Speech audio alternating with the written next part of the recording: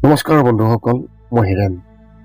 আজি এই ভিডিঅ'ৰ উদ্দেশ্য হৈছে আপোনাৰ জন্মলগ্ন তালিকাৰ চতুৰ্থ স্থানত বৃহস্পতি গুৰুদেৱৰ উপস্থিতিৰ ফলত আপুনি কেনেধৰণৰ ফলাফল লাভ কৰিব তাৰেই তথ্য আপোনালোকৰ আগত আগবঢ়াইছোঁ।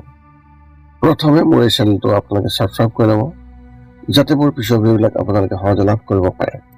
লগতে মোৰ ভিডিঅ' যদি ভাল লাগে তেন্তে লাইক আৰু শ্বেয়াৰ কৰিব, কমেণ্ট কৰি আপোনালোকৰ মনৰ ভাৱ প্ৰকাশ কৰিব।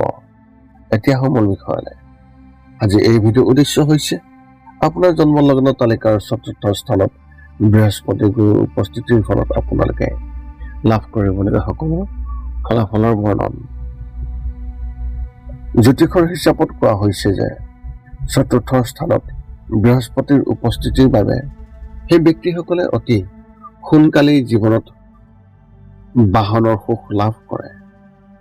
ইয়াৰ লগতে সেই ব্যক্তিসকলে সমাজত যথেষ্ট সন্মান লাভ কৰে আৰু লগতে জীৱনত খ্যাতি খুব সুন্দৰকৈ পায়।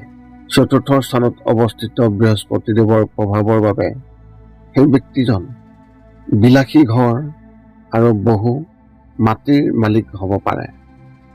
চতুৰ্থ ঘৰটোক সুখৰ স্থান বুলি ধৰা হয়। জ্যোতিষত আমাৰ সকলোৰে জন্মলগ্ন তালিকাৰ 12টা ঘৰ অৰ্থাৎ ভাৱ আছে। আমাৰ জীৱনৰ প্ৰায় সকলো দিশ এই 12টা ঘৰত চিহ্নিত কৰা হৈছে। এই ঘৰবোৰৰ প্ৰতিটোৱে নিজস্ব ভূমিকা বেলেগ বেলেগ, কিন্তু আমাৰ সকলোৰে জন্ম তালিকাত যদি একে হয় তেন্তে আমাৰ সকলোৰে স্বভাৱ কিয় বেলেগ? ইয়াৰ কাৰণ হ'ল আমাৰ ৰাশিফলৰ এই ঘৰবোৰত থকা 9টা গ্ৰহৰ অৱস্থান।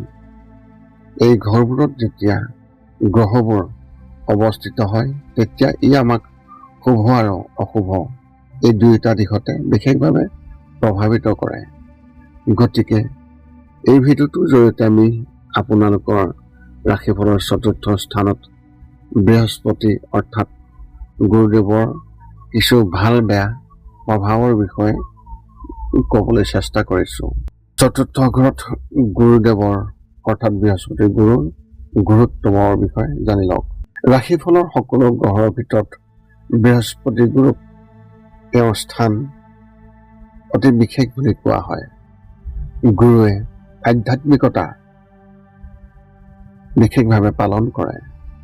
ই এক উপকাৰী গ্ৰহ যি উচ্চ জ্ঞান, শিক্ষণ, আধ্যাত্মিক, বৌদ্ধিক আদি ক্ষেত্ৰৰ সৈতে জড়িত। প্ৰতিজন মানুহৰ জন্ম তালিকাত থকা 12টা ঘৰৰ নিজস্ব গুৰুত্ব আছে। চতুৰ্থ স্থানত গুৰুৰ ভূমিকা অতি গুৰুত্বপূৰ্ণ, যাৰ বিষয়ে এই ভিডিঅ'টোত আপোনালোকক বিতংভাৱে জনাম।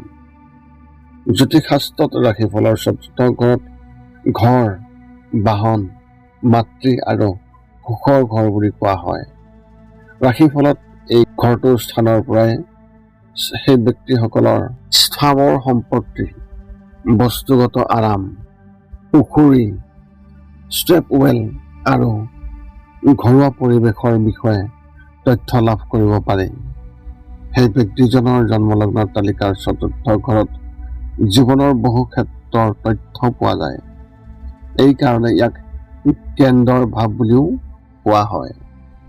ৰাশিফলত বৃহস্পতিৰ অনুকূল অৱস্থানৰ লগে লগে সেই ব্যক্তিজনে তেওঁৰ জীৱনত ধৰ্ম, দৰ্শন, জ্ঞান আৰু শিশুৰ সৈতে জড়িত সুখ লাভ কৰে। ৰাশিফলৰ চতুৰ্থ স্থানত বৃহস্পতিৰ প্ৰভাৱৰ বাবে সেই ব্যক্তিজনৰ সুদৰ্শন, শক্তিশালী আৰু বুদ্ধিমান বোলায়। এই ঘৰত বৃহস্পতিৰ শুভ প্ৰভাৱৰ সৈতে আপুনি ভাল হৃদয়ৰ মেধাৱী ব্যক্তি। আপোনাৰ বাকপটুতা সকলোতে প্ৰশংসনীয় হ'ব। ইয়াৰ লগতে আপুনি অভিলাষী হ'ব আৰু ভাল কাম গ্ৰহণ কৰিব। জ্যোতিষৰ মতে আপুনি অতি বিখ্যাত আৰু আপোনাৰ বংশৰ মুৰব্বী হ'ব। যদি এই ঘৰত বৃহস্পতিৰ শুভ গ্ৰহৰ সৈতে অৱস্থিত তেন্তে প্ৰতিজন ব্যক্তিয়ে আপোনাক সন্মান কৰিব, ধন সম্পত্তি আৰু গৌৰৱৰ সুখ আৰু বিভিন্ন ধৰণৰ যান বাহনৰ সুবিধাও লাভ কৰিব। এতিয়া আপুনি জানি লওক এই চতুৰ্থ স্থানত বৃহস্পতি দেৱৰ যি প্ৰভাৱৰ বৰ্ণন।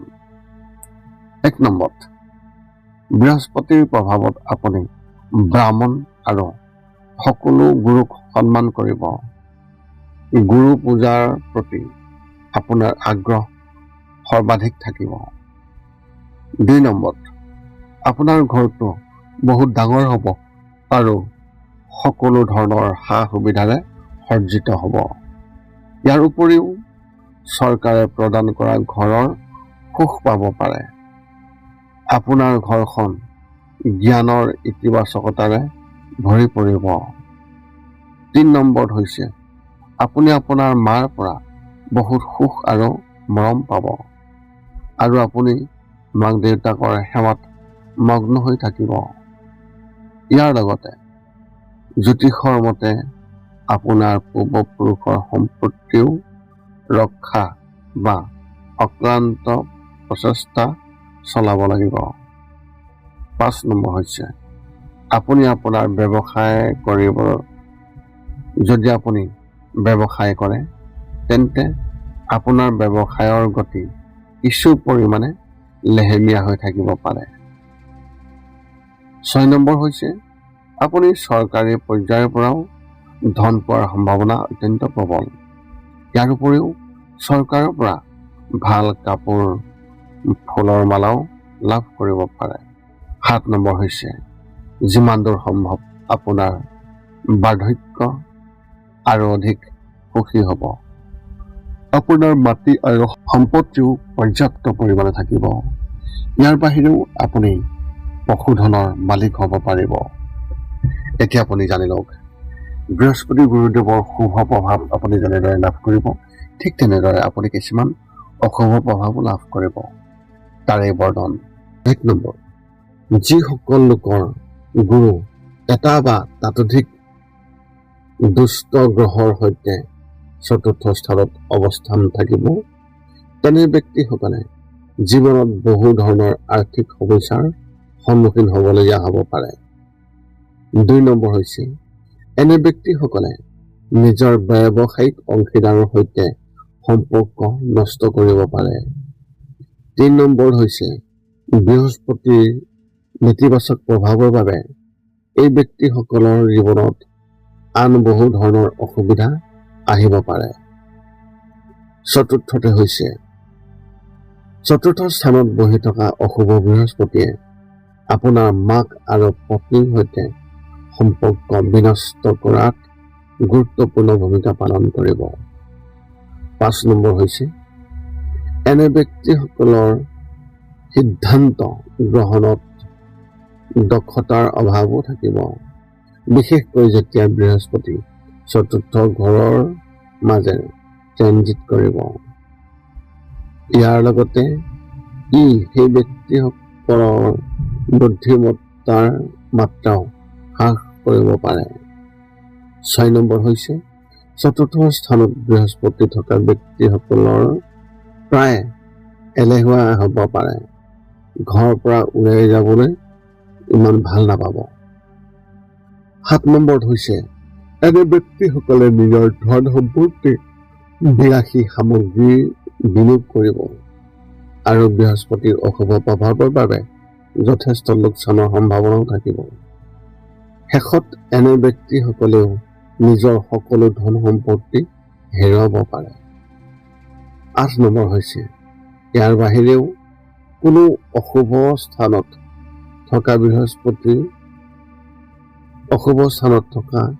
গ্ৰহবোৰৰ বাবে শ্বেয়াৰ বজাৰত আপুনি ডাঙৰ ক্ষতিৰ সন্মুখীন হ'বলগীয়া হ'ব।